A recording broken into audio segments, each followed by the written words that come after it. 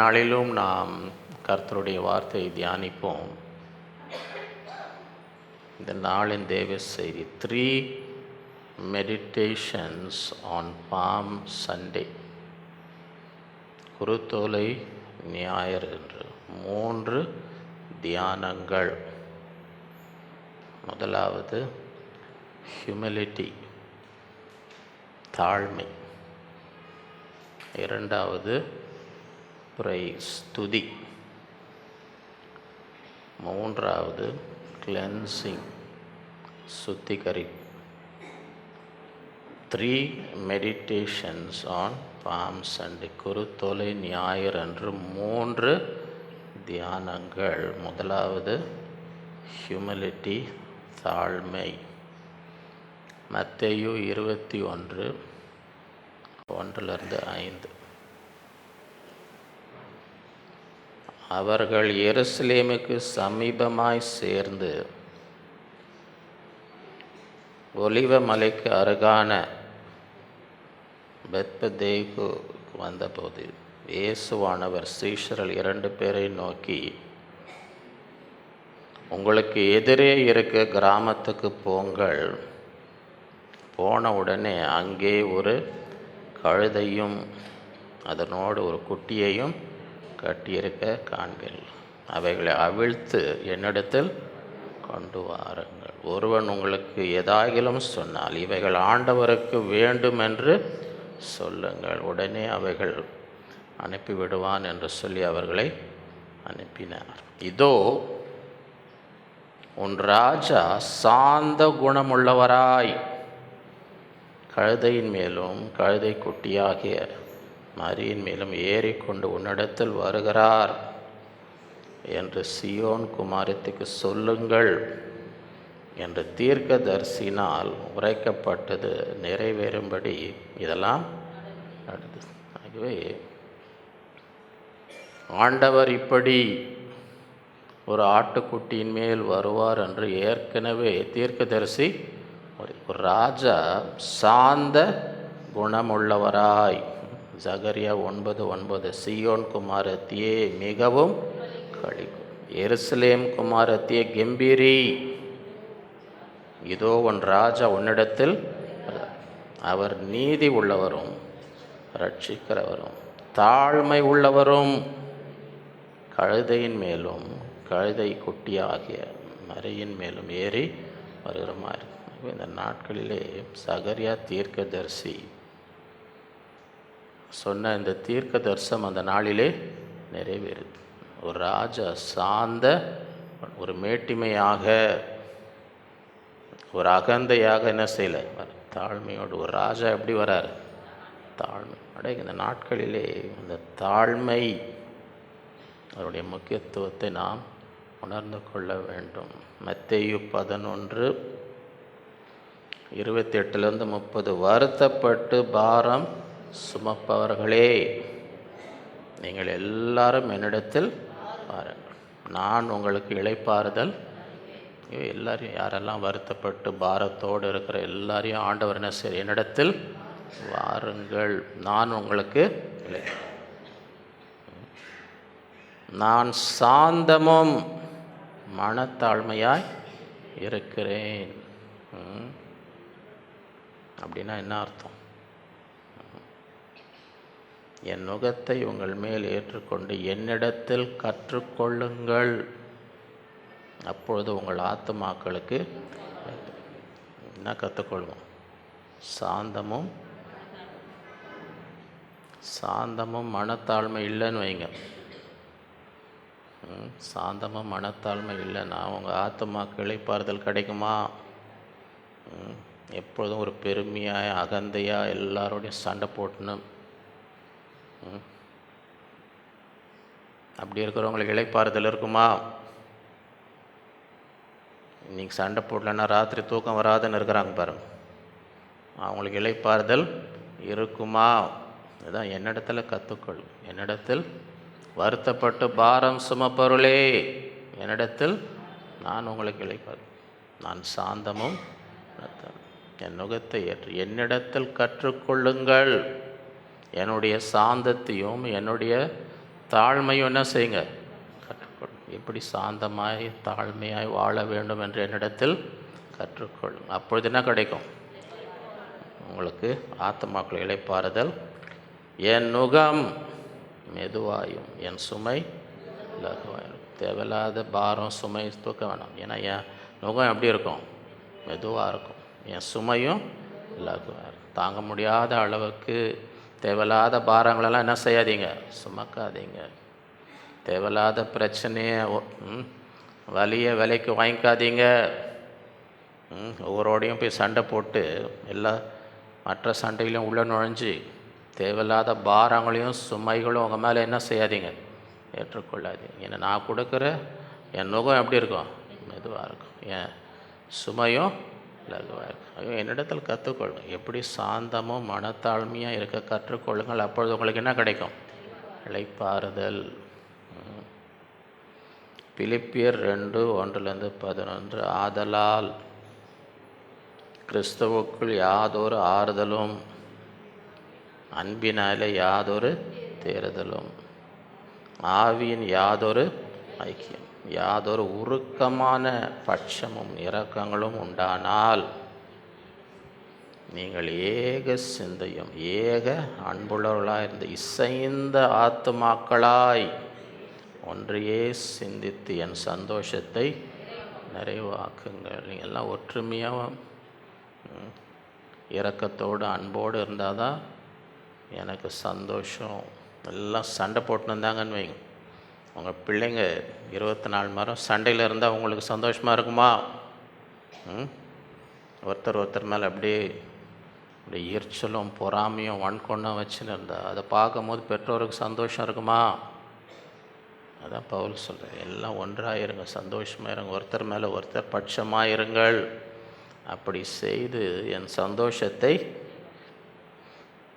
ஒன்றையும் வாதினாலாவது வீண் பெருமையினாலாவது செய்யாமல் மனத்தாழ்மையினாலே ஒருவருக்கு தங்களிலும் மேன்மையுள்ளாக எண்ண கடவுள். எதையும் ஒரு பெருமைக்காக என்ன செய்யாதீங்க.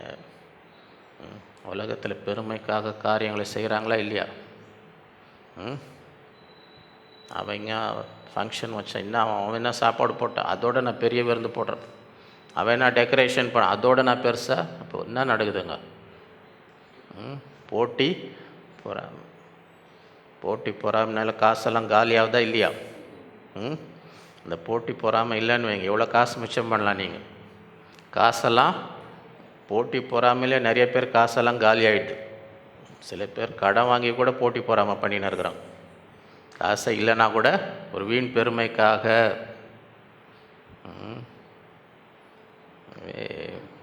ஒன்றையும் வாதினாலாவது வீண் பெருமைனாவது மனத்தாழ்மையினாலே ஒருவரை ஒருவர் தங்களிலும் மேலாக அவனவன் தனக்கானவைகள் பிறனுக்கானவைகளையும் நோக்குவனாக.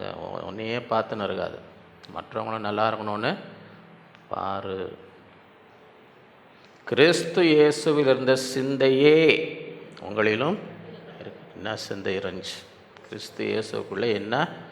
அவர் தேவனுடைய ரூபமாய் இருந்தும் தேவனுக்கு சமமாய் இருப்பதை கொள்ளையாடின பொருளாக எண்ணாமல் தம்மை தாமே வெறுமையாக்கி அடிமையின் ரூபம் எடுத்து அவர் மனுஷ ரூபமாய் காணப்பட்டு மரண பரியந்தம், அதாவது சிலுவையின் மரண பரியந்தம் கீழ்ப்படிந்தவராகி தம்மை தாமே தாழ்த்தினார். தேவனாக இருக்கிறவர் மனுஷனாகிறது எவ்வளோ தாழ்த்த வேண்டியதாக இருக்குது. தேவன் சர்வ வல்லவர், தேவன் ஒரு சாதாரண அதுக்கே தாழ்த்தினது மாத்திரம் இல்லை, மரண பரியம். மனுஷன் தேவனுக்கு சாவே கிடையாது, ஆனால் மனுஷன் ஆகி சாவையும் மரணம், அதுவும் சாதாரண மரணம் இல்லை, தூக்கத்தில் போகிற மரணம் இல்லை, தூங்கினே போயிட்டார் இல்லை, சிலுவையின் பயங்கர கொடூரமான வேதனை நிறைந்து அந்த மரணத்துக்கு அந்த அளவுக்கு தன்னை அந்த சிந்தை உங்களுக்குள்ளே இருப்பதாக.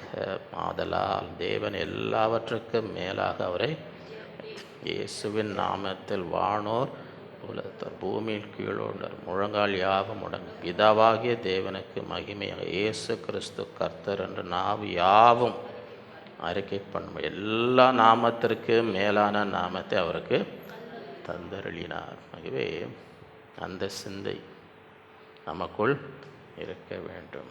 லூக்கா 18:9-14. அன்றியும் நம்ம எந்த கூட்டத்தில் இருக்கோன்னு பார்க்கணும். நம்ம இந்த வசனத்தில் எந்த கூட்டத்தில் இருக்கிறோம்? அன்றியும் தங்களை நீதிமான்கள் என்று நம்பி மற்றவர்களை அற்பமாய் எண்ணின சிலரை குறித்து அவர் ஒரு ஓமையை சொன்னார். இவங்க தங்களை எப்படி நினைப்பாங்க? பெரிய நீதிமான். மற்றவங்களை பார்த்து எப்படி நினைப்பாங்க? நம்ம எந்த கூட்டத்தில் இருக்கிறோம்? 2 மனுஷர் ஜெபம் பண்ணும்படி தேவாலயத்துக்கு 2 பேரும் எங்கே தான் இருக்கிறாங்க? 2 பேரும் எதுக்கு வந்தாங்க? 2 பேரும் ஜெபம் பண்ண தான் வந்திருக்கிறாங்க. 2 பேரும் எங்கே இருக்கிறாங்க? சரியா? 2 மனுஷர் ஜெபம் பண்ணும்படி தேவாலயத்துக்கு போனார்கள். ஒருவன் பரிசேயன், மற்றவன் பரிசேயன் நின்று, தேவனே, நான் பரிகாரர், அநியாயக்காரர், விபச்சாரக்காரர் ஆகிய மற்ற மனுஷரை போல. சரியா? அப்புறம் சுற்றி பார்க்குறார், அங்கே யார் இருக்கா? இன்றைக்கி யாரெல்லாம் ஆலயத்துக்கு வந்திருக்கான்னு பார்த்தா அங்கே ஒருத்தன் யார் இருந்தான்? இந்த ஆயக்காரனை போலவும் இராததினால் உம்மை. சரியா? அதுதான் ஒரு ஜெபத்தின் ஆரம்பமே. வாரத்தில் 2 தரம் வாசிக்கிறேன். இங்கே ஒருத்தராவது உபாசம் எடுக்கிறாங்கன்னு தெரில. இந்த 44வது ஏதாவது எதுவுமே சாப்பாட்டில் குறைஞ்ச மாதிரி தெரில, மீதி நாளோடு அதிகமாக சாப்பிட்ற மாதிரி தெரியுது. வாரத்தில் 2 தரம் என் சம்பாத்தியத்தை எல்லாம், தசம பாகம், அதுவும் சந்தேகமாக இருக்குது. நானும் வாரம் பார்த்துனே இருக்கிறேன். இந்த காணிக்கு போய் போகும்போது எல்லாரும் போடுறாங்களான்னு பார்த்துட்டு நிறைய பேர் போடுற மாதிரி தெரில. பையை வாங்கி அப்படி கொடுத்துன்னு இருக்கிறாங்க. நைஸாக இப்படி வாங்கி அந்த பக்கத்தில் இருக்கிறவங்களுக்கு கொடுத்து நானும் பார்த்துன்னு தான் இருக்கிறேன் அப்படின்னு சொல்கிறார். நான் சொல்ல, இந்த பரிசேயர். சரியா? என் சம்பாத்தியத்தில் எல்லாம் தசமமாகும் என்று தனக்குள்ளே ஜெபம் பண்ணினான். ஆயக்காரன் தூரத்தில் நின்று தன் கண்களையும் வானத்துக்கு ஏறெடுக்க துணியாமல் தன் மார்பிலே அடித்துக்கொண்டு, தேவனே, பாவியாகி என் மேல் கிருபையாரும். தேவனுடைய சமூகத்தில் அதான் அவனுடைய ஜெபம். அவனுடைய ஜெபம் என்ன? பாவியாகி என் மேல். அவன் அல்ல, இவனே நீதிமானாக்கப்பட்டவனாய் தன் வீட்டிற்கு என்று உங்களுக்கு ஏனெனில் தன்னை உயர்த்துகிறவன் எவனும் தாழ்த்தப்படுவான், தன்னை தாழ்த்துகிறவன் உயர்த்தப்படுவான். இன்றைக்கு நாமும் தேவனுடைய ஆலயத்துக்கு வந்திருக்கிறோம். நம்முடைய இருதயம் எப்படி இருக்குது? தேவனுடைய சமூகத்துக்கு முன்பதாக இந்த நாளிலே நம்மை தாழ்த்தினால் கர்த்தர் நம்ம என்ன செய்வார்? நம்மை உயர்த்தினால் என்ன பண்ணுவோம்? தாழ்த்தப்படுவோம். 1 பேதுரு 5:5-6. அந்தபடி இளைஞரே, மூப்பருக்கு கீழ்ப்படிங்க. நீங்கள் எல்லாரும் ஒருவருக்கொருவர் கீழ்ப்படிந்து மனத்தாழ்மையை அணிந்து கொள்ளுங்கள். அணிந்து கொள்ளுங்கன்னா என்ன அர்த்தம்? ஒரு உடை மாதிரி. மனத்தாழ்மை என்ன செய்யுங்க? அணிந்து கொள்ளுங்கள். ஏன்? பெருமை உள்ளவருக்கு தேவன் எதிர்த்து நிற்கிறார், தாழ்மை உள்ளவர்களுக்கோ. ஆகையால் ஏற்ற காலத்தில் தேவன் உங்களை உயர்த்தும்படிக்கு அவருடைய பலத்த கைக்குள் அடங்கி இருங்கள். தாழ்மை உள்ளவருக்கு கிருபை கழிக்க. சில பேர் அடங்கி இருக்கிறது தான் ரொம்ப கஷ்டம். ஏற்ற காலத்தில் தேவன் உங்களை உயர்த்தும்படி என்ன செய்யுங்க? அவருடைய பலத்த கைக்குள். ஒரு இது இருக்குது பாருங்க, அது என்னன்னு சொல்லுவாங்க? முந்திரி கொட்டைன்னு கேள்விப்பட்டிருக்கீங்களா? அது என்ன பண்ணுது? கொஞ்சம் வெளியே வந்து நிற்குது. அடங்கி இருக்காது. அடங்கி அந்த மாதிரி இருக்கிறவங்கள என்னன்னு சொல்லுவாங்க? நான் சொல்ல, நீங்களே சொல்லி. நீங்களே அடங்கியிருக்க மாட்டாங்க. ஏற்ற காலத்தில் உயர்த்தப்படும் போது என்ன செய்ய மாட்டாங்க? அடங்கி தாங்களாக கொஞ்சம் தேவையில்லாமல். யாக்கோபு 4:6 அவர் அதிகமான கிருபை அளிக்கிறாரே, ஆதலால் தேவன் பெருமை உள்ளவருக்கு எதிர்த்து நிற்கிறார், தாழ்மை உள்ளவர்களுக்கோ கிருபை அளிக்கிறார் என்று சொல்லி இருக்கிறது. இப்போ தேவன் உங்களுக்கு எதிர்த்து நின்னா உங்களால் முன்னேற முடியுமா? சில பேர் அவன் என்னை தடுக்கிறாங்க, அவன் என் முன்னேற்றத்துக்கு எனக்கு விரோதமாக இருக்கிறான், இந்த மனுஷன் என்னை தடை பண்ணுறான், நான் மேலே வராதபடி இவன் அவன் எல்லார் மாதிரியும் பழி போட்டுன்னு இருப்பாங்க. பார்த்துருக்கீங்களா? ஆஃபீஸில் இவன் எனக்கு விரோதமாக பண்ணுறான். அவன்லாம் மனுஷன். அவன்லாம் தேவனே உங்களுக்கு விரோதமாக இருந்தால் மேலே போக முடியுமா? அதை யோசிக்கணும். அதை ஒருவேளை நானே ஆண்டவருடைய பார்வையில் பெருமையாக இருக்கிறதுனால ஆண்டவரே எனக்கு எதிர்த்து நிற்கிறாரா? அதை யோசிக்கணும். அநேக எல்லார் மேலேயும் பழி போட்டுன்னு இருப்பான், அவன் இவன். தேவனுக்கு முன்பதாக அவன் இறுதியும் அப்படி இருக்குது. தேவனே உனக்கு எதிர்த்திருந்தால் எப்படி நீ மேலே போக முடியும்? எப்படி மேலே போக? தேவனே தடியாக நிற்கிறார், உனக்கு எதிர்த்து நிற்கிறார். அப்போ எப்படி நீ முன்னேற முடியும்? அது அந்த தடியை நீக்கு. ஏன்னா பெருமை உள்ளவர்களுக்கு தேவன் எதிர்த்து, தாழ்மை உள்ளவர்களுக்கோ கிருபை அளிக்கிறார். அதை செய். நீ அதை முதல்ல செய். தேவனுக்கு முன்பதாக அவன் என்ன செய்? தாழ்த்து, வெறுமையாக்கு. கிறிஸ்து இயேசு அந்த சிந்தை அப்போ ஆண்டவர் உயர்த்துவார். தேவனே எதிர்த்துன்னா அதுக்கு மேலே உனக்கு நம்பிக்கையே எந்த மனுஷனும் தூக்க முடியாது. ஆண்டவர் ஒருத்தனை எதிர்த்து நின்னா அதை தாண்டி யாரும் எங்கேயும் போக முடியாது. அந்த நிலைமை வரக்கூடாது. அதுதான் பெரிய ஆபத்து. இந்த மனுஷன் அந்த மனுஷன், அவன்லாம் மனுஷன், அவனா சர்வ வல்லமுள்ள தேவன் இல்லை, சரியா? தேவன் அவர் சர்வ உள்ளவர். அவரே உனக்கு எதிர்த்து நிற்பார் என்றால் நீ மேலே போக வாய்ப்பே இல்லை. அதை முதல்ல செய். ஆண்டவர் எனக்கு எதிர்த்து நிற்கக்கூடாது. நான் ஆண்டவருக்கு முன்னாடி என்ன செய்யணும்? அதுதான் இந்த பாம் சண்டே குறித்த. உன் ராஜா சாந்தத்தோடு தாழ்மையோடு வருகிறார். ஒரு ஆட்டுக்குட்டியில் ஒரு கழுதையின் மேல் சாந்தத்தோடு வருகிறார். அதை பார். மீகா 6:8 மனுஷனே, நன்மை இன்னதென்று அவர் உனக்கு அறிவிக்கிறார். நியாயம் செய்து இரக்கத்தை சிநேகித்து உன் தேவனுக்கு முன்பாக மனத்தாழ்மையாய் நடப்பதை அல்லாமல் வேறு எண்ணத்தை கர்த்தர் உன்னிடத்தில் கேட்கிறார். என்ன கேட்கிறார்? மனுஷனே, ஆண்டவர் உன்னிடத்தில் என்ன கேட்கிறார்? நியாயம் செய்து இரக்கத்தை அநியாயம் செய்யாத, கடினமாக இருக்காத, கொடூரமாக இருக்க நியாயம் இரக்கம் செய். உன் தேவனுக்கு முன்பாக மனத்தாழ்மையாய் நடப்பதை அல்லாமல் வேறு எண்ணத்தை கர்த்தர் உன்னிடத்தில் இதை செய்.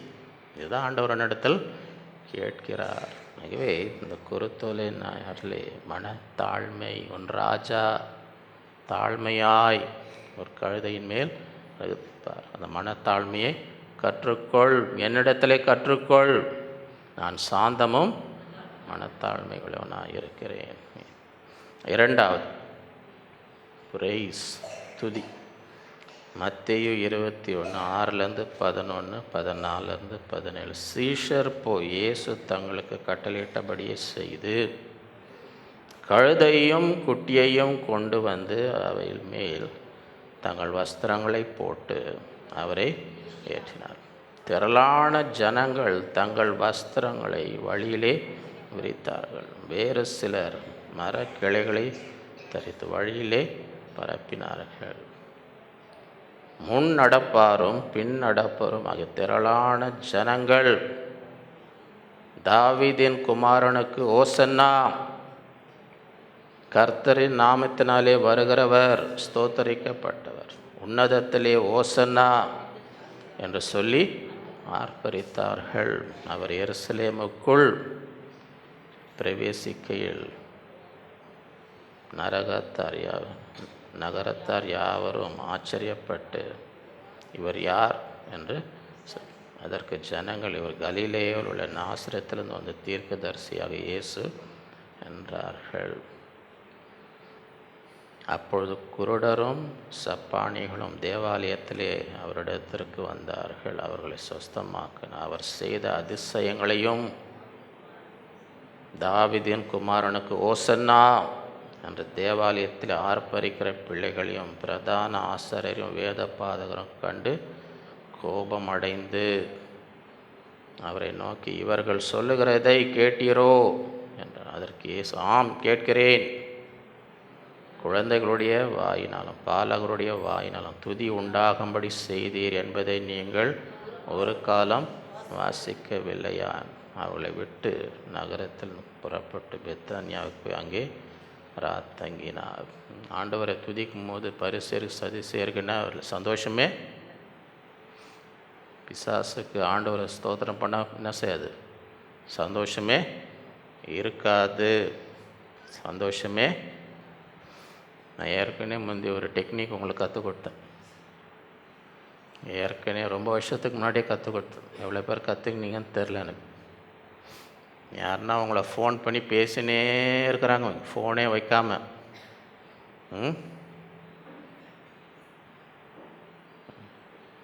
அவங்கள பார்த்த இப்போ தான் புதுசாக கேட்குற மாதிரி பார்த்துட்டேன். இது எத்தனையோ வருஷமாக நான் சொல்லினே இருக்கேன்.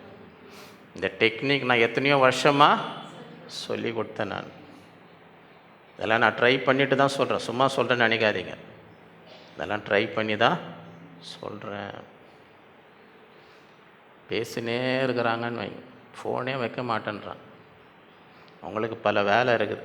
முதல்ல அது கேட்குறதுக்கும் அவங்களுக்கு எப்படி இவங்களை கட் பண்ணுறது, எப்படி அவங்களுக்கு யார் பிடிக்காதுன்னு தெரிஞ்சு அவங்கள புகழ்ந்து 2 வார்த்தை பேசுங்க. அவங்கள பற்றி கேட்டிங்களா, இப்போ இவ்வளோ பாப்பா எங்கேயோ போயிட்டாங்க, ஏதாவது அவங்கள பற்றி சொல்லுங்கள். 2 நிமிஷத்தில் ஐயோ எனக்கு வேறு ஏதோ ஃபோன் வருதுன்னு வச்சுட்டு அவங்களே போயிடுவாங்க. காது கொடுத்து என்ன செய்ய முடியாது, கேட்க முடியாது. அவங்க பிடிக்காதவங்கள நீங்கள் புகழ்ந்து பேசுனா அதெல்லாம் உட்காந்து என்ன செய்ய மாட்டாங்க, அவங்களே போயிடுவாங்க. இருங்க எனக்கு அர்ஜென்ட்டாக ஒரு கால் வர மாதிரி இருக்குன்னு ஃபோனை வச்சுட்டு. அதே போல் தான் இவங்களுக்கு பிடிக்கல ஆண்டவரை துதித்து பாடுறது இந்த பரிசேர் சதுசேருக்கு.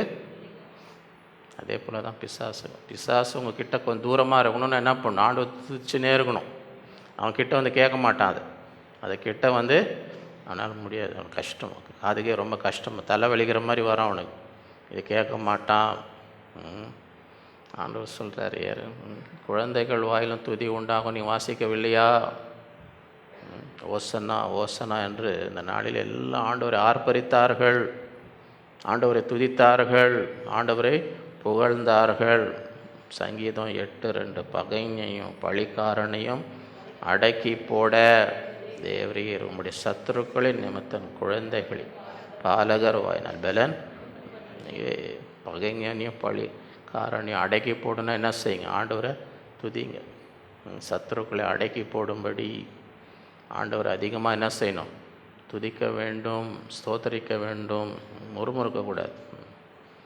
எபிரேயர் 13:15 ஆகையால் அவருடைய நாமத்தை துதிக்கும் உதடுகளின் கனியாகிய ஸ்தோத்திர பலியை அவர் மூலமாக எப்பொழுதும் தேவனுக்கு, இந்த பலி இது எப்பொழுதும் என்ன செய்யணும், தேவனுக்கு உதட்டின் கனிய ஸ்தோத்திர பலிகளை செலுத்த வேண்டும்.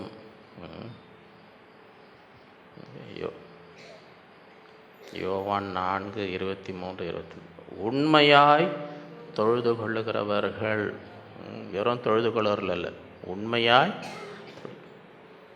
பிதாவை ஆவியோடும் உண்மையோடும் தொழுது கொள்ளும் காலம் வரும், அது இப்பொழுதும் வந்திருக்கிறது. தம்மை தொழுது கொள்ளுகிறவர்கள் இப்படிப்பட்டவர்களாய் இருக்கும்படி பிதாவானவர் விரும்புகிறார். ஆண்டவர் விரும்புகிறார். என்ன விரும்புகிறார்?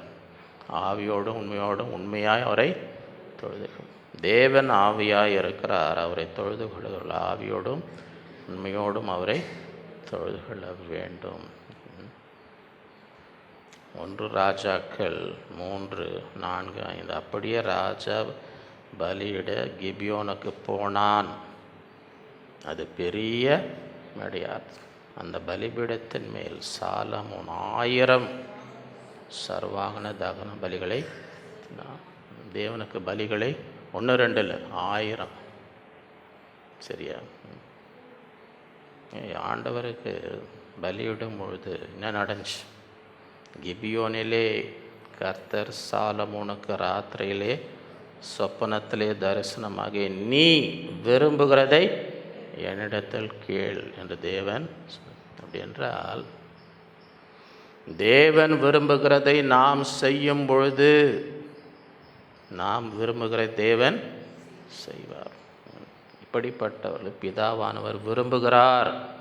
ஆவியோடு உண்மையும் தன்னை தொழுது கொள்ள வேண்டும். தேவன் இதை விரும்புகிறார் என்று அறிந்தவுடன் நம்ம என்ன செய்யணும்? அந்த பலியை செலுத்தணும். ஆவியோடு உண்மையான ஆண்டவரை தொழுது. ஆண்டவர் விரும்புகிறதை செய்யும் பொழுது தேவன் நாம் விரும்புகிறதை செய்வார். மத்தேயு 17:15-7-9. மாயக்காரரே, உங்களை குறித்து இந்த ஜனங்கள் தங்கள் வாயினால் என்னிடத்தில் சேர்ந்து தங்கள் உதடுகளினால் என்னை கனம் பண்ணுகிறார்கள். அவள் இருதயமோ எனக்கு தூரமாய் மனுஷருடைய கற்பனைகளை உபதேசங்களாய் போதித்து வீணாய் எனக்கு ஆராதனை செய்கிறார்கள் என்று ஏசாயா தீர்க்கதரிசி நன்றாய் சொல்லியிருக்கிறான். ஆகவே ஆவியோடும் உண்மையோடும் ஆண்டவர் என்ன செய்யணும்? வெறும் உதடுகளினால் வாயினால் என்ன செய்யக்கூடாது. இறுதி எங்கேயோ இருக்கக்கூடாது. மோடு இருப்பது தான் சொல்லிட்டு இறுதியம் வீட்டில் ஃபேன் ஆஃப் பண்ணனா லைட் எரிஞ்சுன்னு இருக்குதா, எப்போ முடிப்பாங்கன்னு தெரியலையே. அப்போ இறுதியம் எங்கே இல்லை? இங்கே இல்லை. இறுதியம் தூரமாக இருக்குது. வெறும் வாய் உதடு தான் இங்கே. இதெல்லாம் என்னான்னு ஆண்டவர் சொல்கிறார். வீணாய் வீணாய் எனக்கு ஆராதனை. ஆகவே இறுதியம் இல்லாமல் வெறும் உதட்டு வாய்ப்பெல்லாம் வீண். நீ எவ்வளோ நேரம் ஆராதனை செஞ்சாலும் எல்லாமே வீண். அது தேவன் விரும்புறது. உண்மையாய் தொழுது கொள்ளுகிறவர்கள். சங்கீதம் 50:23. ஸ்தோத்திர பலியிடுகிறவன் என்னை மகிமைப்படுத்துகிறான், தன் வழியை செவ்வையாய்ப்படுத்துகிறான், தேவனுடைய ரட்சிப்பை வெளிப்படுத்துவேன். தேவனை மகிமைப்படுத்தணும். ஸ்தோத்திர பலியை செலுத்தணும்.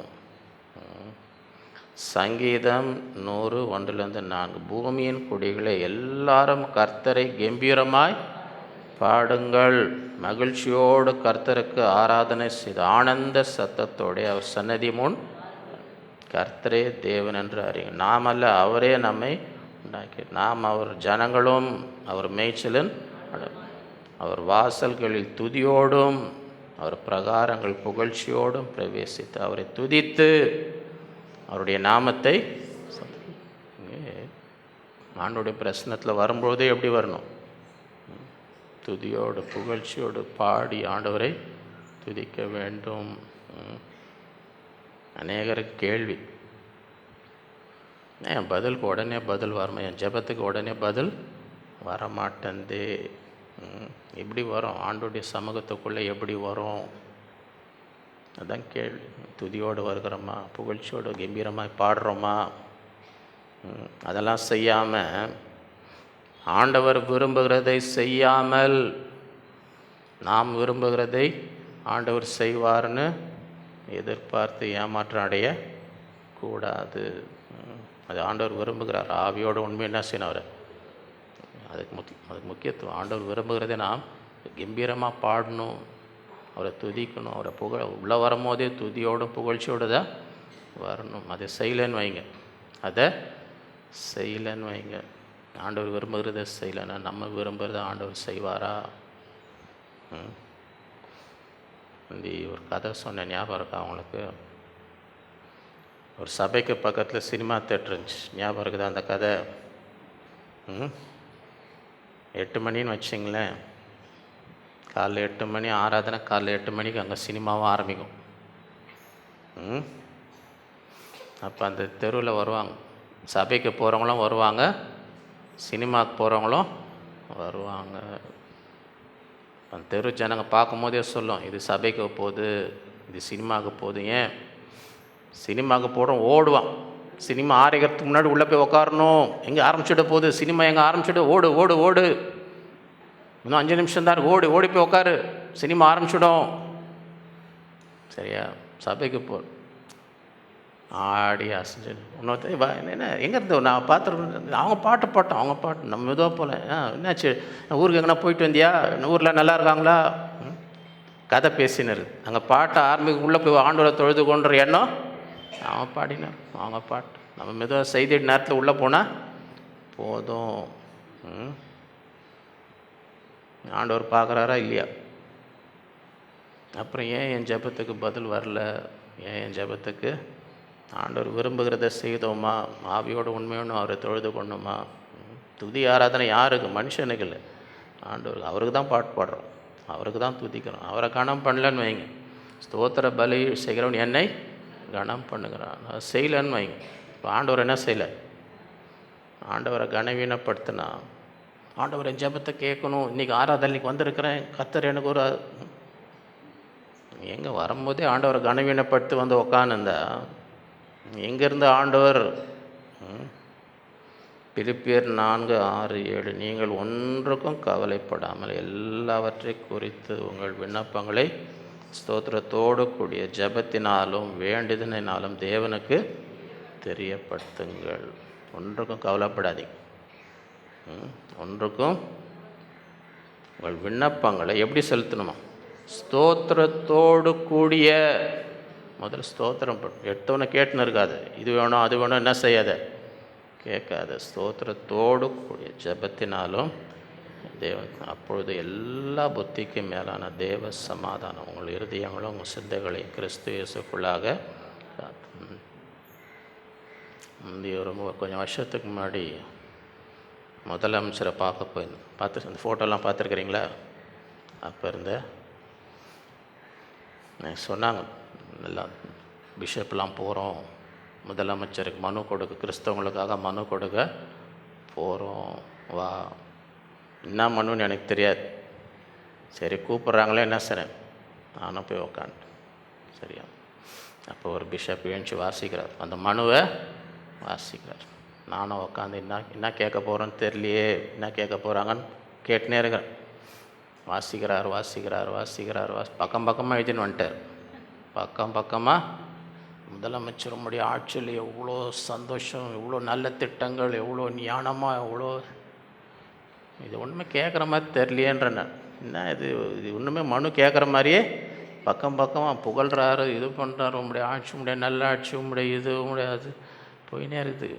டைம் போயினே இருக்குது. பக்கம் பக்கமாக வாசிக்கிறார். என்ன அது, என்ன கேட்க வந்திருக்கிறோம் இங்கே, என்ன கேட்க வந்திருக்கிறோம். கடைசியில் ஆமீன்னு சொல்கிற நேரத்தில் ஒரு 2 லைன், ஆமீன்னு சொல்கிற நேரத்தில், ஆகவே கிறிஸ்துவ சமுதாயத்துக்கு இந்த சலுகையை நீங்கள் செய்யும்படி நாங்கள் வேண்டுகிறோம். வேணும் 2 லைன் தான். அவ்வளோ நேரம் வரும். துதியும் புகழும் ஸ்தோத்திரம் தாங்க, துதியும் புகழும் ஸ்தோத்திரம் அதாங்க ஓடி நினச்சி. சரியா? நாங்கள் என்ன ஒரு 11 மணி 12 மணிக்கு வெளியே வந்தோம். இந்த மனுவை கொடுத்துட்டு சாயங்காலம் 6 மணி நியூஸில் வருது, கிறிஸ்துவ அரசாங்கம் புதிய சலுகை அறிவித்தது. அதுக்குள்ளே கையெழுத்து போட்டு ஆர்டர்லாம் முடிஞ்சு போச்சு. அங்கே போயிட்டு மத்தியானம் தான் வெளியே வரோம், நியூஸில் வந்துன்னு இருக்குது, இந்த அரசாங்கம் கிறிஸ்தவர்களுக்கு இந்த. நாங்கள் பாருங்கள், ஒரு பூமியில் ஒரு அதிகாரிகிட்ட ஒரு விண்ணப்பம் கொடுக்கணும், எப்படி கொடுக்குறாங்க? இன்றைக்கி ஆண்டவர்கிட்ட, ஒரு ராஜாதி ராஜா, அவர்கிட்ட எப்படி விண்ணப்பம் கொடுக்குறோம்? முதல்ல அவரை துதி. அவர் உள்ளே வரும்போதே ஸ்தோத்திரத்தோடும் துதியோடும் புகழ்ச்சியோடும் பிரகாரங்களில் வாருங்கள். அவர் செய்த சகல உபகாரங்களையும். இதுவே ஸ்தோத்திரத்தோடு கூடிய ஜெபத்தினாலும், சும்மா ஸ்தோத்திரம்லாம் பண்ணாமல் நேராக ஜெபம் பண்ணினார், இது வேணும் அது வேணும், அப்புறம் பதில் வரலன்னு சோர்ந்து போகக்கூடாது. முதல்ல என்ன செய், ஸ்தோத்திரம், ஆண்டவரை துதி, அவரை புகழ், அவருக்கு நன்றி செய்ய, அவரை கனம் பண்ணு. ஸ்தோத்திர பலி இடுகிறோன்னு என்னை அவரை கனம் பண்ணு. அவர் கணத்துக்கு பாத்திரர். தேவனை கனம் பண்ணல, யாரும் இருக்க அவனை கனம் பண்ணுறது? அவரை போல கனத்துக்கு பாத்திர யாருமே அவரை கனம் பண்ண இதை விரும்புகிறார். அதுதான் இந்த குருத்தோலையினால் அதுதான் பண்ணாங்க. எல்லாம் ஓசன்னா ஸ்தோத்தரிக்கப்படுவர் இந்த ஆண்டவரை துதித்தார்கள், ஸ்தோத்தரித்தார்கள். அது பரிசேயர் சைஸ் பிடிக்கல அவங்களுக்கு. இந்த ஆசாரியர்களாம் என்ன எல்லாம் ஒன்று ரொம்ப புகழ்கிறாங்களே, நல்லா வசனத்தில் எழுதியிருக்கு. அப்படிப்பட்டவர்களாக இருக்கும். மூன்றாவது கிளென்சிங், சுத்திகரிப்பு. மத்தேயு 21:12-13. இயேசு தேவாலயத்தில் பிரவேசித்து ஆலயத்திலே விற்கிறவர்களும் கொள்ளுகிறவர்களும் ஆகிய யாவரையும் வெளியே திருத்தி காசுக்காரருடைய பலகையும் புறா விற்கிறவர்களின் ஆசனைகளும் கவிழ்த்து, என்னுடைய வீடு ஜெப வீடு எனப்படும் என்று எழுதியிருக்கிறது, நீங்களோ அதை கள்ளர் கொகையாக்கினீர்கள் என்றார். இதுவே சிலுவைக்கு போகிறதுக்கு முன்பதாக என்னது, என் வீடு ஜெப வீடு, இது என்ன விற்கலாம் என்ன வாங்கலாம், என் வீடு ஜெப வீடு எனப்படும் என்று எழுதியிருக்கு, நீங்களோ அதை கள்ளர் கொகையாக்கினீர்கள். ஏசாயா 56, நான் என் பரிசுத்த பர்வதத்துக்கு கொண்டு வந்து என் ஜெப வீட்டில் அவர்களை மகிழ பண்ணுவேன், அவருடைய சர்வாங்க தகனங்களையும் அவருடைய பலிகளையும் என் பலிபீடத்தில் மேல் அங்கீகரிக்கப்பட்டிருக்கும். என்னுடைய வீடு சகல ஜனங்களுக்கு ஜெப வீடு எனப்படும். என் பலியை நான் ஏற்றுக்கொள்வேன், என் ஜனங்கள் கொண்டு வருகிற பலி அங்கீகரிக்கப்படும், அவரை மகிழ பண்ணுவேன், என்னுடைய வீடு சகல ஜனங்களுக்கும். அதுதான் ஆண்டவர் எதிர்பார்த்தது. ஆண்டுடைய ஆலயம் எதற்காக வந்து என்ன செய்யணும், அவரை நோக்கி ஜெபிக்கும். எரேமியா 7:9-11. நீங்கள் திருடி கொலை செய்து விபச்சாரம் பண்ணி பொய் ஆணை இட்டு பாகாலுக்கு தூபம் காட்டி நீங்கள் அறியாத அந்நிய தேவர்களை பின்பற்று, பிற்பாடு இதெல்லாம் பண்ணிட்டு பிற்பாடு வந்து என் நாமம் தரிக்கப்பட்ட இந்த ஆலயத்திலே எனக்கு முன்பாக நின்று இந்த அருவருப்பைகள் எல்லாம் செய்வதற்காக விடுதலை பெற்றிருக்கிறோம் என்று சொல்வீர்களோ, என் நாமம் தரிக்கப்பட்ட இந்த ஆலயம் உங்கள் பார்வைக்கு கள்ளர் கொகையாயிற்று, இதோ நானும் இதை கண்டேன் என்று கர்த்தர் பண்ணுறதெல்லாம் பண்ணிவிட்டு இங்கே வந்து இன்னும் வந்து நிற்காத, வீடு கள்ளர் கோகைன்னு நினைக்கிறீங்களா? பிலிப்பியர் 3:17-20. சகோதரரே, நீங்கள் என்னோடு கூட பின்பற்றவர்களாகி நாங்கள் உங்களுக்கு வழிகாட்டுகிறபடி நடக்கிறவர்களை மாதிரியாக நோக்குங்கள். எல்லாரையும் பின்பற்றாதீங்க, மாதிரியாக நாங்கள் உங்களுக்கு வழிகாட்டுகிறபடி நடக்கிறவர்களை மாதிரியாக. ஏனெனில் அநேக வேறு விதமாய் நடக்கிறார்கள், அவர்கள் கிறிஸ்துவின் சிலுவைக்கு பகைஞர் என்று உங்களுக்கு அநேக தரம் சொன்னேன், இப்பொழுதும் கண்ணீரோடு. எல்லாரையும் பின்பற்றாதீங்க. அநேகர் வந்து பகைஞர், சிலுவைக்கு அவர் சிலுவையில் உயிரை தியாகம் பண்ணார், தன் ஜீவனை எல்லாவற்றையும் விட்டு பரலோகத்தில் இருக்க மேன்மையெல்லாம் விட்டு வந்து ஆனால் இவங்க வந்து அந்த சிலுவைக்கு பகைஞர். இவங்களுடைய நோக்கம் என்ன? அவருடைய முடிவு அழிவு, அவருடைய தேவன், அவருடைய மகிமை, அவருடைய அவர்கள் பூமிக்கு அடுத்தவைகளை சிந்திக்கிறார்கள். நாங்கள் வந்து உலகத்தில் எனக்கு என்ன ஆதாயம், அதை தான் அவங்க நோக்கமே என்னது, இந்த உலகத்தில் எனக்கு என்ன ஆதாயம் கிடைக்கும், அவங்கள பின்பற்றாதீங்க. நம்முடைய குடியிருப்போ பரலோகத்தில் இருக்குது, அங்கே இருந்து கர்த்தராக இருக்க இயேசு கிறிஸ்து என்னும் இரட்சகர் வர எதிர்பார்த்து கொண்டு இருக்கிறோம். இந்த நாட்களில் ஜாக்கிரதையாயிடணும். இந்த உலகத்துக்காக வாழ்ந்து கொண்டவர்களை என்ன செய்யாதீங்க, பின்பற்றாதீங்க. மத்தேயு 13:18-23. ஆகையால் விதைக்கிறவனை பற்றிய உவமையை கேள். ஒருவன் ராஜ்யத்தின் வசனத்தை கேட்டும் உணராதிருக்கும் பொழுது பொல்லாங்கன் வந்து அந்த இருதயத்தில் விதைக்கப்பட்டதை பறித்து கொள்கிறான். அவனே வழி அருகே விதைக்கப்பட்டு வசனத்தை கேட்குறான்.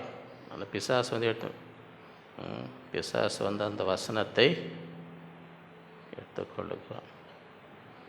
கற்பாறை இடங்கள் விதைக்கப்பட்டவன் வசனத்தை கேட்டு உடனே அதை சந்தோஷத்தோடு ஆகிலும் தனக்குள்ளே வேறில்லாதன கொஞ்சம் காலம் மாத்திரம் நிலைத்திருப்பான். வசனத்தின் நிமித்தம் உபத்திரமும் துன்பமும் உண்டான உடனே இடரல் முள் இடங்களில் விதைக்கப்பட்டவன் வசனத்தை கேட்கிறனாயிருந்தும் எவ்வளோதான் வசனம் கேட்டாலும் இருதயத்தில் என்ன இருக்குது? உலக கவலை, ஐஸ்வர்யத்தின் மயக்கம், பணம் பணம் பணம், இன்னும் எப்படி பணம் சம்பாதிக்கிறது, வேற என்ன வழி இருக்குது? ஐஸ்வர்யத்தின் மயக்கம் வசனத்தை நெருக்கி போடுகிறபடினால் அவன் பலனற்று நல்ல நிலத்தில் விதைக்கப்பட்டவனோ வசனத்தை கேட்கிறோம் உணர்கிறோமாய் இருந்து 100ஆகவும் 60ஆகவும் 30ஆகவும் பலன் தருவான். மார்க்கு 10:17-20.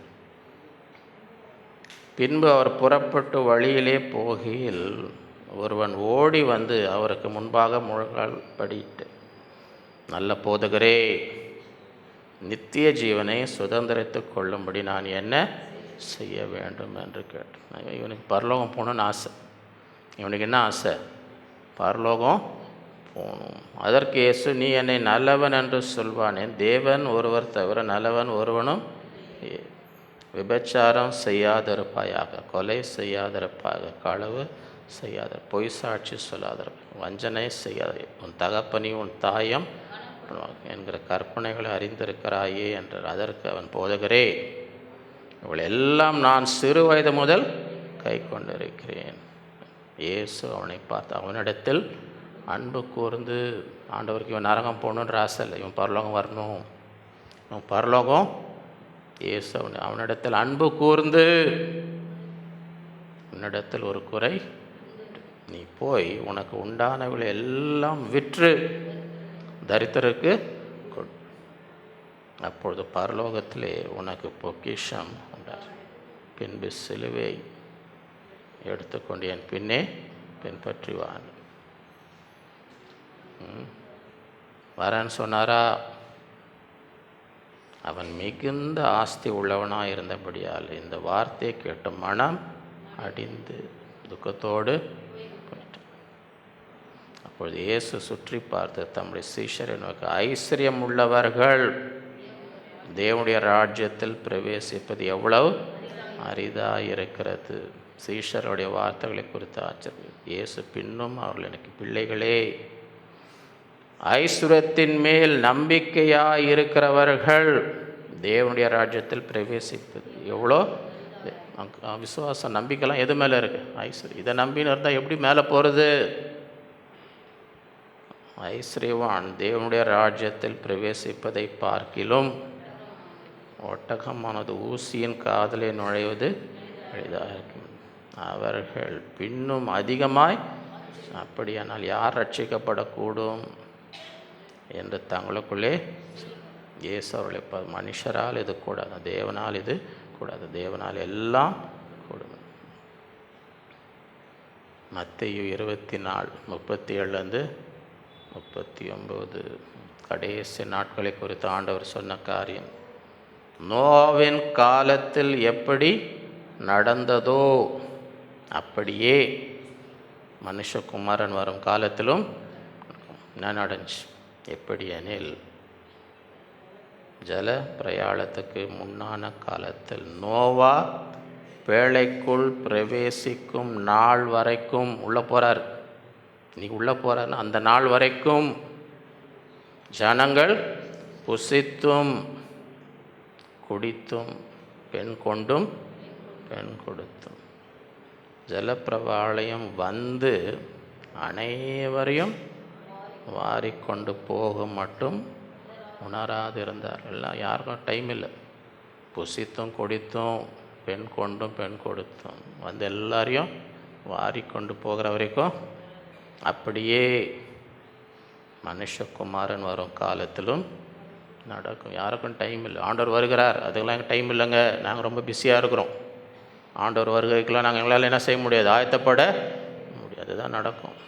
லூக்கா 21:34-36. உங்கள் இருதயங்கள் பெருந்தீண்டினாலும் வெறியினாலும் லௌகிக கவலைகளினாலும் பாரமடையாத நீங்கள் நினையாத நேரத்தில் அந்த நாள் உங்கள் மேல் வராதபடிக்கு பூமியில் எங்கும் குடியிருக்க அனைவர் மேலும் அது ஒரு கண்ணியைப் போல ஆகியால் இனி சம்பவிக்க போக இவைகளெல்லாம் நீங்கள் தப்பி மனுஷகுமாரனுக்கு முன்பாக நிற்க பாத்திரவான்களாக என்ன எப்பொழுதும் ஜெபம் பண்ணி விழித்திருங்கள். திடீர்னு வரும் அந்த நாள். இந்த உலக கவலைகள்னாலும் இறுதியும் நிரப்பப்படாதபடி எச்சரிக்கையாக இரு. ஏன்னா திடீர்னு வரும். எப்பொழுதும் ஜெபம் பண்ணி விழித்திருங்கள். இந்த நாட்களிலே அப்படிப்பட்டவர்களாய் நாம் இருக்க வேண்டும். 3 meditations on Palm Sunday. குருத்தோலை ஞாயிறை குறித்து 3 தியானங்கள். முதலாவது ஹியூமிலிட்டி, தாழ்மை. தாழ்மையாய் உன் ராஜா கழுதையின் மேல் கற்றுக்கொள்ளுங்கள். நான் சாந்தமும் மனத்தால் என்னிடத்திலே கற்றுக்கொள்ளுங்கள். இரண்டாவது பிரைஸ், துதி, கர்த்தரை துதி. பகைஞரை அடக்கும்படி ஸ்தோத்திர பலியிடுகிறவன் என்னை கனம் பண்ணுகிறான். ஸ்தோத்திரத்தோடு கூடிய விண்ணப்பங்கள் வேண்டுதலை தெரிவித்து கொள்ளுங்கள். இப்படிப்பட்டவர்களை பிதா விரும்புகிறார். ஆவியோடும் உண்மையோடும் தொழுதுகள். அவருடைய பிரகாரங்களில் துதியோடும் புகழ்ச்சியோடும் வர வேண்டும். மூன்றாவது கிளென்சிங், சுத்திகரிப்பு. தேவாலயத்தை சுத்திகரித்தார். என் வீடு ஜெப வீடு, இது கள்ளர் கொகையாய் மாற்றாதீர்கள். பணம் பணம் பணம் ஐஸ்வர்யத்தின் மயக்கத்தினாலும் இறுதி என்ன செய்யக்கூடாது, நிரம்பி இருக்கக்கூடாது. வசனம் கிரியை செய்யாது. எத்தனை வசனம் கேட்டாலும் கிரியை செய்யாது. கடைசி நாட்களில் நோவாவில் காலத்தில் நடந்தது போல நடக்கும். எல்லாம் உலகக்கார ஆண்டவருக்கு ஆயத்தமாக மனம் இல்லை. எச்சரிக்கையாக இருக்கும். உங்களுக்கு இருதயம் லௌகிக கவலையினால் நிரப்பப்படாதபடிக்கு.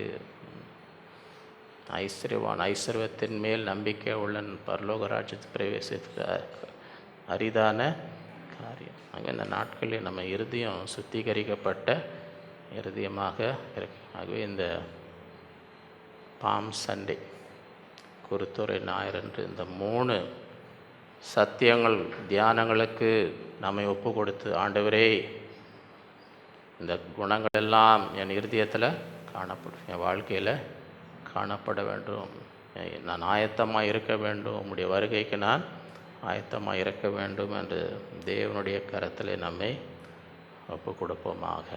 நாம் ஜெயிப்போம். அன்புள்ள ஆண்டவரே, உம்மை துதிக்கிறோம், உம்மை ஸ்தோத்தரிக்கிறோம்.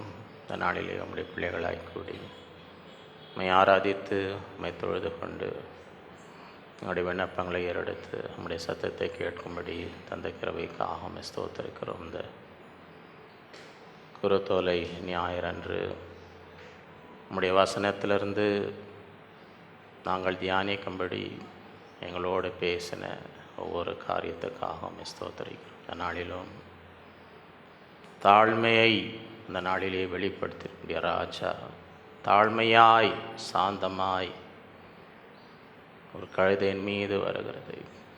இந்த நாட்களிலே என்னிடத்தில் கற்றுக்கொள்ளுங்கள், நான் சாந்தமும் மனத்தாழ்மையோட, அப்பொழுது உங்கள் ஆத்துமாக்கள் இளைப்பாறுதல் கிடைக்கும். கிறிஸ்து இயேசுவில் வந்து அந்த சிந்தையே உங்களுக்குள் இருக்கிறதாக. மரண பரியந்தம், அதாவது சிலுவையின் மரம் தன்னை தாழ்த்தினார். நாட்களில் அப்படிப்பட்டவர்களுடைய சமூகத்துக்கு வரும் முன்பதாக எங்களை தாழ்த்தும்படி கிருபைத்தார். தன்னை தாழ்த்துகிறவன் உயர்த்தப்படுவான். அப்படிப்பட்டவர்களாக பெருமை உள்ளவர்களுக்கு தேவன் எதிர்த்து நிற்கிறீர், தாழ்மை உள்ளவர்களுக்கோ கிருபை அளிக்கிறீர். இந்த நாட்களே அந்த ஒரு மனத்தாழ்மை சாந்தம் எங்களுக்குள் காணப்படும்படி கிருபை தருவீராக. இந்த நாட்களில் உம்மை துதிக்கும்படி, அன்றைக்கு எப்படி ஆர்ப்பரித்தார்கள், ஓசன்னா என்று ஆர்ப்பரித்து சத்தமிட்டு உம்மை புகழ்ந்து உம்மை ஸ்தோத்தரித்தது, நாங்களும் ஆவியோடும் உண்மையோடும் உம்மை ஸ்தோத்தரிக்கும்படி, உம்மை தொழுது கொள்ளும்படி அப்படிப்பட்ட ஒரு இருதயத்தை கட்டளையிடுகிறார். ஸ்தோத்திர பலியிடுகிறவன் என்னை கனம் பண்ணுகிறான். உங்கள் எல்லா விண்ணப்பங்களும் வேண்டும் ஸ்தோத்திரத்தோடு தேவனுக்கு தெரியப்படுத்துங்கள். இந்த நாட்களில் அதிகமாக உம்மை துதிக்கும்படி, உம்மை ஸ்தோத்தரிக்கும்படி, ஆவியோடு உண்மையோடு உம்மை தொழுது கொள்ளும்படி அந்த நாட்களில் கிருபை தருவீராக. அந்த நாளிலே நீர் சுத்திகரித்தீர். என் வீடு ஜெப வீடு, இதை கள்ளர் கோகையாக மாற்றிருக்கீங்க. இந்த நாட்களிலே நாங்கள் உங்கள் இருதயம் எல்லா விதமான பண ஆசைகள், உலக ஐஸ்வர்யத்தின் மயக்கம் இதனாலே நிரப்பப்படாதபடி நோவன் காலத்திலே நடந்தது போல நாள் கடைசி நாட்களில் நடக்கும் என்று எச்சரிக்கையாயிருங்கள். உங்கள் இருதயம் பெருந்தீண்டினாலும் ஐஸ்வர்யத்தின் மயக்கத்தில் நிரப்பப்படாது. அந்த நாள் ஒரு கன்னியை போல வரும். விழித்திருந்து ஜெபம் பண்ணுங்கள் என்று எச்சரித்த தேவை. இந்த நாட்களிலும் ஐஸ்வர்யவான் பரலோகத்துக்குள் செல்வது அரிதாக இருக்கும். ஐஸ்வர்யத்தின் மேல் தன் நம்பிக்கையை வைத்தவர் பரலோக ராஜ்யத்துக்குள் பிரவேசிப்பது எத்தனை அரிது. எங்கள் நம்பிக்கை இந்த நாட்களில் உம்மீது வைக்கும்படி, இந்த நிலையற்ற ஐஸ்வர்யத்தின் மீது வைக்காதபடி எச்சரிக்கையாக இருக்க கிருபை தருகிறார். எங்கள் இருதயம் நல்ல நிலமாக இருக்கட்டும். உடைய வசனங்கள் 30, 60, 100 பலன் கொடுக்கத்தக்க கிருபை தர வேண்டுமா ஜெபிக்கிறோம். இந்த நாட்களிலே உம்மை தேடும்படி, மேலானவர்களை நாடுங்கள், அப்படிப்பட்ட ஒரு இருதயத்தை தருகிறார். உம்முடைய வருகைக்கு எங்களை ஆயத்தப்படுத்தி கொள்ளும்படி இந்த நாளில் ஒவ்வொருவருக்கும் கிருபை தரும். அந்த ஒவ்வொருவரையும் ஆசீர்வதி, குடும்பங்களை ஆசீர்வதி, பிள்ளைகளை ஆசீர்வதி, எல்லாவற்றிலும் வெற்றி சிறக்கும்படி செய். கையின் பிரயாசங்களை ஆசீர்வதி, நல்ல சுகம்பலன் தார். எல்லா தீமைக்கும் பொல்லாப்புக்கும் விலக்கி காத்துக்கணும். நம்முடைய கரத்தில் ஒப்பு கொடுக்கிறோம். எல்லா துதிகான உண்மைக்கே செலுத்துகிறோம். இயேசுவின் மூலம் பிதாவே. நம்முடைய கர்த்தராக இயேசு கிறிஸ்துவின் கிருபையும் பிதாவாகிய தேவனுடைய அன்பும் பரிசுத்த ஆவியானவர் அந்யோன்ய ஐக்கியமும் நம் அனைவரோடும் என்றும் என்றும் சதா காலம் இருப்பதாக. என் ஆத்மாவே கர்த்தரை, என் முழு உலகமே அவருடைய பரிசுத்த நாமத்தை, என் ஆத்மாவே கர்த்தரை, அவர் செய்த சகல உபகாரங்களை மறவாதே. ஹல்லேலூயா. கர்த்தர் உங்கள் ஒவ்வொருவரையும் அளவில்லாமல் ஆசீர்வதிப்பாராக.